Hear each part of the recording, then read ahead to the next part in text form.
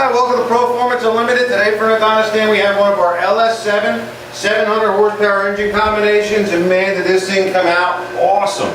Let me go over a little bit how we got this package set up. We started out with the GM aluminum block, the LS7 block.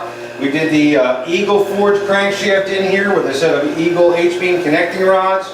We did a beautiful set of forged pistons in here, brought the compression right to about 11.0 with the AFR fully CNC ported heads. We had comp cams grinded, a beautiful roller camshaft for this thing. For the induction system, we're doing the FiTech EFI with the 93mm throttle body. Comes out perfect, a beautiful street piece and making wonderful horsepower.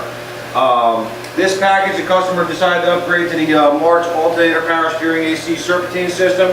Added some beautiful candy to it.